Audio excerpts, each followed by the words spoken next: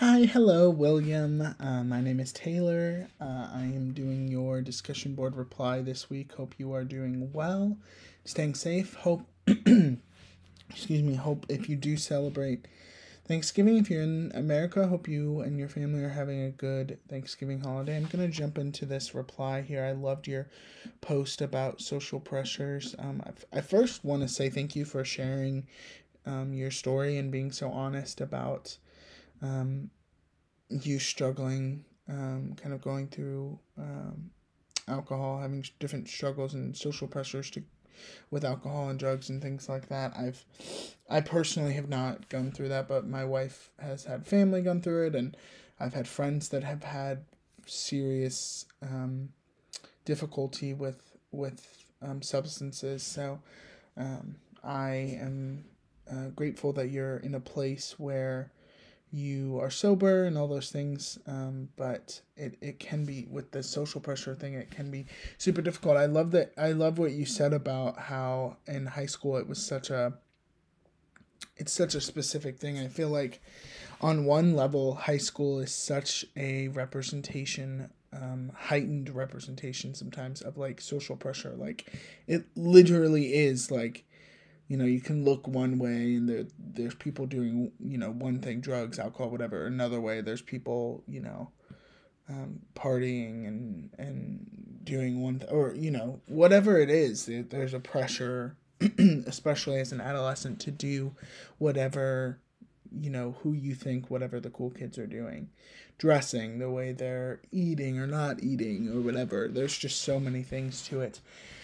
I wonder if we're getting to this place too, especially as someone, I'm 25, so I did live in, I've never not lived with the internet, but I lived in an age where I was into late college when social media started becoming, not into late college, but I was into late high school when social media started getting more of a prevalent thing.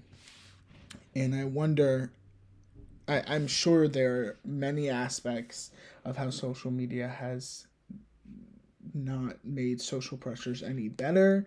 I mean, it's made young girls maybe look at themselves differently and think about, well, why can't I look like that? The pressure of I mean, vanity and looking and the way you look, of those pressures.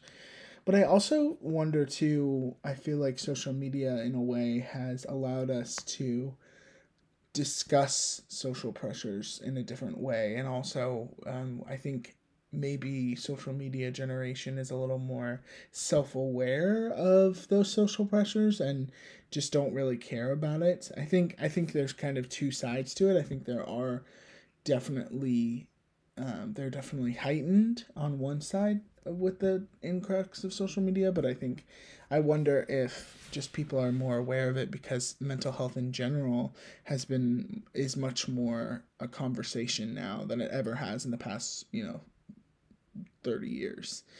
Um, so that's interesting to me.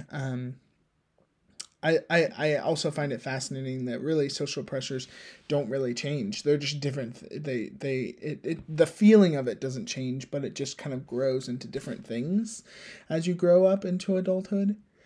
So maybe it's, oh, I want, this type of job or this type of money or this type of spouse, or, I want the pressure to have a certain life before I die, or a certain, or look a certain way, look a certain way on social media or whatever it may be, or pressure to, listen to the type of music or watch a certain type of movies or whatever. Or it could be, like you said, the pressure of substances or the pressure of whatever it may, the pressure to drink with people because that's just what people do. Like people just go out and drink and socialize, use it for socialization. So social pressure is a very complex conversation, and I think it's one that, like I said, I think maybe we're a little bit more aware of it, but we're also, I think, in an age where maybe it's worse than it's ever been. Maybe that's not true, but I don't know. we'll see. But thank you so much for your post, and I hope you're having a great week.